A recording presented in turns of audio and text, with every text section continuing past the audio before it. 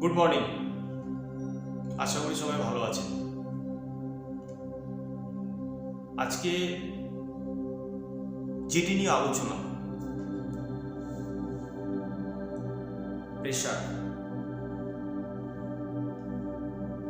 প্রেশারের ইউনিটটা নিয়ে আগে যদি একটু বলে নিই, তাহলে আমার পরবর্তীতে এগুলো ইউনিটগুলো বুঝতে সুবিধা হবে।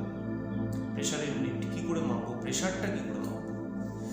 প্রেশারটা মাপবো আমরা যে পরিমাণ কাজ করব, ওয়ার্ক যে পরিমাণ কাজ করব, তাকে যদি আমরা টোটাল ভলিউম দিয়ে ভাগ করে দিই, তাহলে কিন্তু আমরা প্রেশারের ইউনিটটা পাবো। এইভাবে মাপতে পারবো প্রেশারটা। বা কাজ করলে এনার্জিকেও যদি আমরা ভলিউম দিয়ে ভাগ করে দিই, তাও কিন্তু প্রেশারের ইউনিট পাবো। আরো একটু সোজা করে ফোর্স ইন্টু ডিস্টেন্স এনার্জি বা ওয়ার্ক, তাকে যদি আমরা এরিয়া ইন্টু ডিস্টেন্স দিয়েও যদি ভাগ করি, তাও কিন্তু আমরা প্রেশার ইউনিট। কিছু ভাষা আছে, ফোর্স, প্রেশার, স্ট্রেস, এনার্জি খুবই কাছাকাছি। একজনের সাথে আরেকজন রিলেটেড না হলেও খুব দূর কিন্তু এরা নয়। বাংলায় যদি আমরা একটুখানি দেখে নিই, স্ট্রেস মানে জোর খাটানো, চাপ; প্রেশার মানে চাপ, অবসাদগ্রস্ততা। এগুলোর ব্যবহার এক এক জায়গাতে এক এক রকম। এনার্জি মানে শক্তি, এই আমরা মাঝে মধ্যে বলি না, negative energy, positive energy. Energy মানে শক্তি, ফোর্স, বল। এই ভাষাগুলো প্রত্যেকটাই কিন্তু আমাদের পদার্থবিদ্যা থেকে বেশি এসছে। এই ভাষা এখন প্রেশার ইউনিটটা আমরা বার করে ফেলেছি। কিভাবে মাপবো, কার সাহায্যে মাপবো, এর থেকে কি কি হতে পারে আমাদের বাস্তুক্ষেত্রে। স্বাভাবিকভাবে বাস্তু নিয়ে তো আলোচনা হচ্ছে, স্বাভাবিকভাবে বাস্তুক্ষেত্রের উপরে কি জাতীয় প্রেশার আছে, কোথা থেকে প্রেশারটা আসছে, আর কোন প্রেশার নিয়ে বা আমি কোথা আজকে বেশ কিছু স্ট্রেস আছে। আজকে একটা স্ট্রেস নিয়ে আলোচনা করব। আপনারা জানেন, অনেকেই জানেন, অনেক এই নিয়ে একটা সামান্য কালসর্প দোষ নিয়ে প্রচুর ব্যাখ্যা, মাঙ্গলিক দোষ নিয়ে প্রচুর ব্যাখ্যা অনেকেই করেছেন। এই প্রেশারটা নিয়েও অনেকেই ব্যাখ্যা করেছেন। আমি যেটুকু জানি তার থেকে একটু শেয়ারিং, দেখুন যদি ভালো লাগে। আমি সকালবেলা একটা শব্দ ব্যবহার করেছিলাম। এই স্ট্রেসটা পৃথিবী থেকেই উদ্ধৃত প্রাকৃতিক বা মানুষের তৈরি শক্তির জন্য ব্যবহৃত শব্দ, যা মানব স্বাস্থ্যের জন্য ক্ষতিকারক। এটি জলতত্ত্বের সাথে জলতত্ত্ব, আমরা যে প্রেশারটা বুঝি জলতত্ত্বের সাথে যুক্ত, একদম ডাইরেক্টলি জলের সাথে যুক্ত। আরো অনেক কিছুর সাথেই এটি কোরিলেটেড, কিন্তু জলের সাথেই বেশি। MIT মানে ম্যাসাচুসেটস ইনস্টিটিউট অফ টেকনোলজির একটি জার্নাল বেরিয়েছে, তার থেকে আমি আপনাদের সামনে তুলে দেওয়ার এগুলো চেষ্টা করছি আর কি।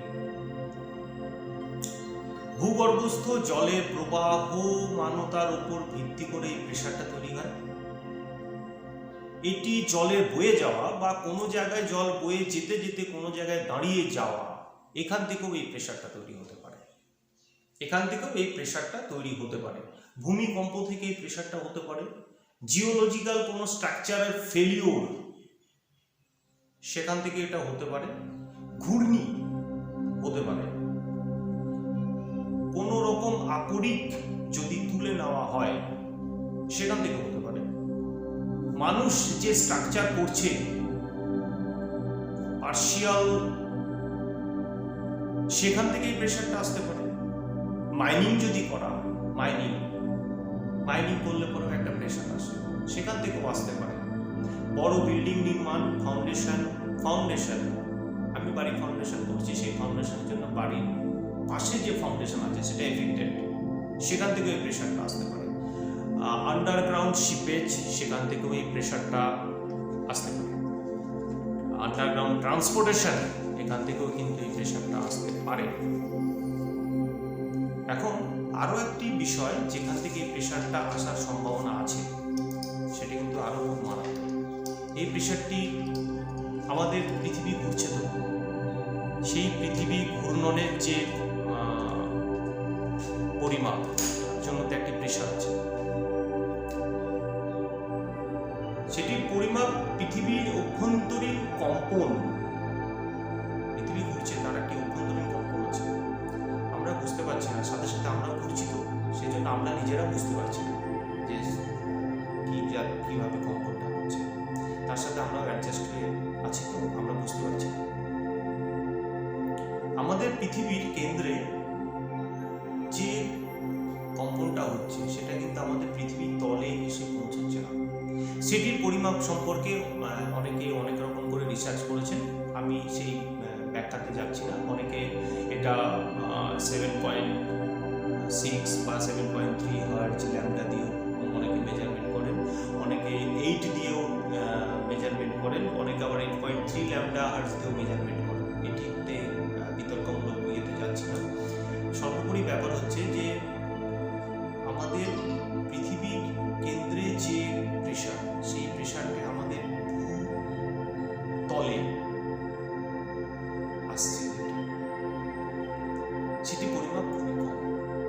আগে বললাম কি কি কারণে এই প্রেশারগুলো হতে পারে, আমি প্রেশারটা সবার লাস্টে উচ্চারণ করবো, এটা কি প্রেশার আর কি বিষয়।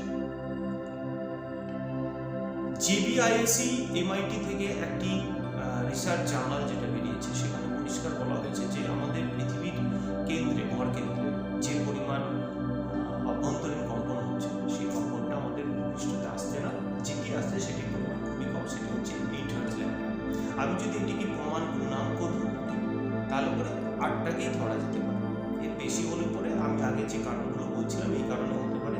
এই কারণগুলো মাইনিং বা আন্ডারগ্রাউন্ড ট্রান্সপোর্টেশন বা জলের প্রবাহমানতা, জলতত্ত্বের সাথে কিন্তু এই টোটাল প্রেশারটা কিন্তু ধরে বসে আছে।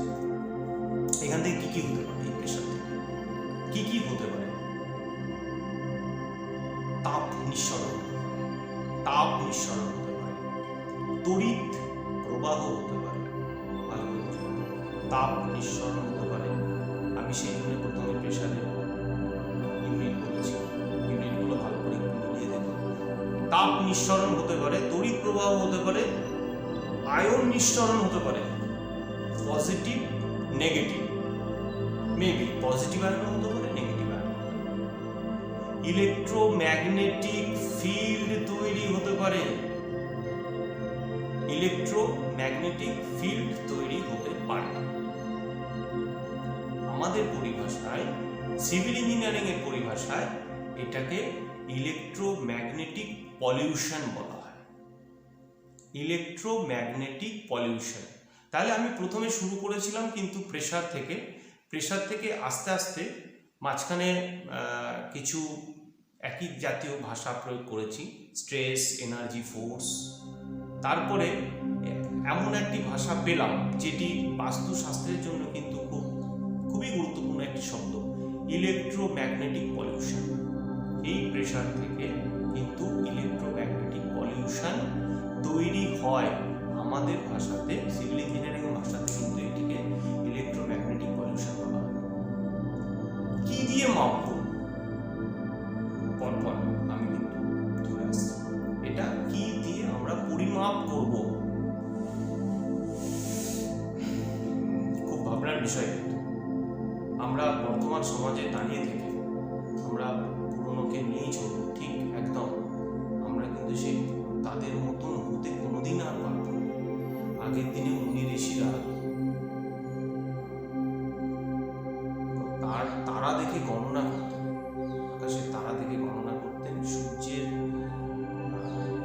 উদয় থেকে অস্ত পর্যন্ত প্রত্যেকটি ক্ষণকে তারা গণনা করতে পারতেন। আমরা কিন্তু পারি না।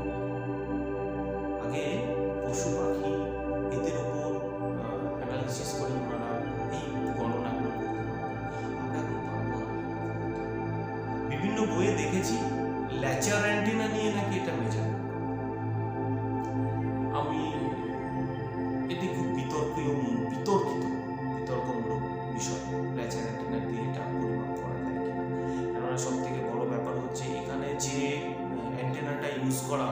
অ্যান্টেনার সাথে এমন কিছু ওয়্যার কেবল অ্যাটাচ করা থাকে যেগুলো থেকে কিন্তু এই মেজারমেন্ট করা সম্ভব নয়।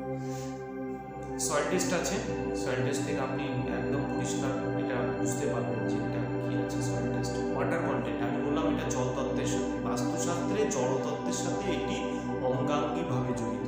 মানে আলটিমেটলি সয়েল টেস্টে যে কটি টেস্টের আগে কিন্তু বলেছিলাম সেই টেস্টগুলো করলে এটি বুঝতে পারা যায়। Second chapter. দ্বিতীয় বিষয় হচ্ছে এটি জিওম্যাগনেটোমিটার বলে একটি যন্ত্র আছে, সেখান থেকে কিন্তু আইডেন্টিফাই করা সম্ভব। জিওম্যাগনেটোমিটার, ইলেকট্রোম্যাগনেটিক ফিল্ড মেজারমেন্ট ইনস্ট্রুমেন্ট থেকেও কিন্তু এটি আইডেন্টিফাই করা যায়। জিও রেজিস্টিভিটি মিটার দিয়েও কিন্তু এটি আইডেন্টিফাই করা যায়। এতগুলো যন্ত্রাংশ বললাম, তার মধ্যে আমি ইলেকট্রোম্যাগনেটিক ফিল্ডটা ইউজ করে দেখেছি, এটি আইডেন্টিফাই করা সম্ভব। আপনার বাস্তুক্ষেত্রে যদি জিওপ্যাথিক স্ট্রেস থাকে তাহলে এই সমস্ত যন্ত্রগুলো দিয়ে আপনি কিন্তু আইডেন্টিফাই করতে পারবেন। ভাষাটি প্রথম এতক্ষণে প্রয়োগ করলাম, আমরা আলোচনা করছিলাম জিওপ্যাথিক স্ট্রেস। খুব মারাত্মক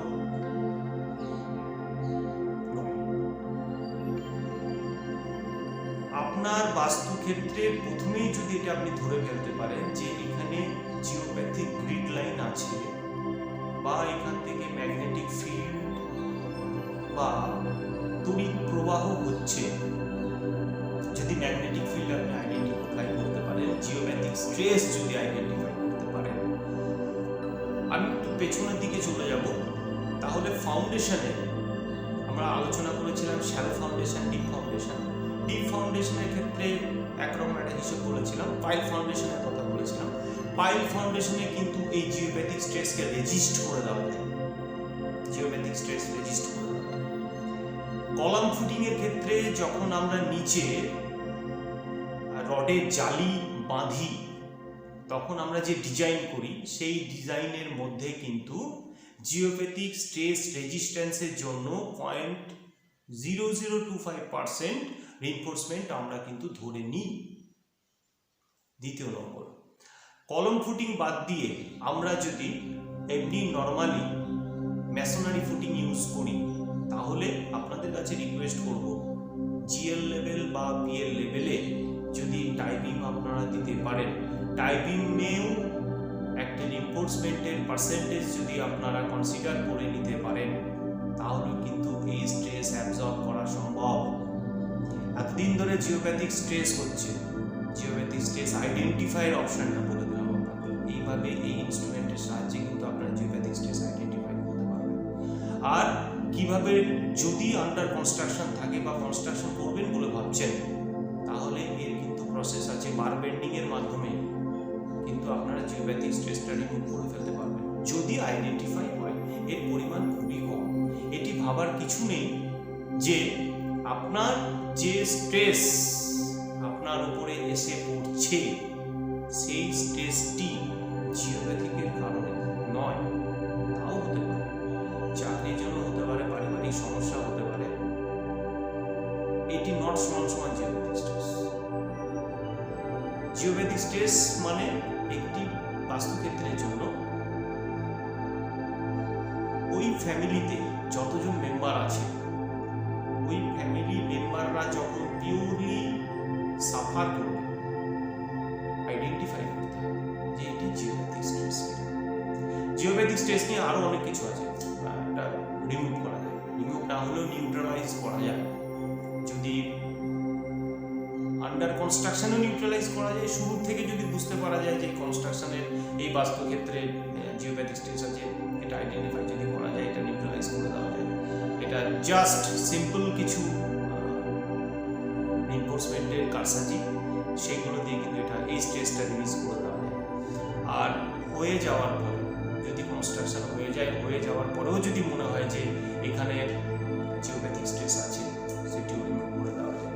অনেক ইয়েতে দেখেছি যে সব কপার রড ফর ইনসার্ট করে দিয়েছে। এছাড়াও আরও অনেক পদ্ধতি আছে, ইজি পদ্ধতি, যেগুলোতে সত্যি করে এই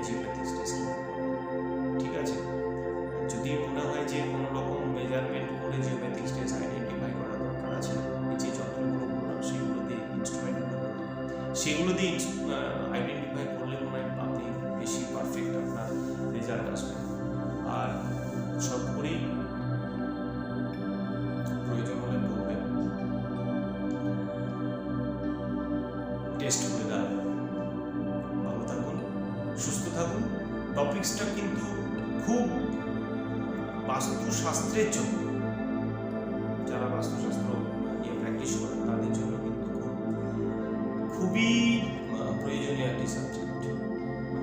এটি জানা খুব জরুরি। সবাইকে রিকোয়েস্ট করবো এটি নিয়ে একটু দেখা, তাহলে পরে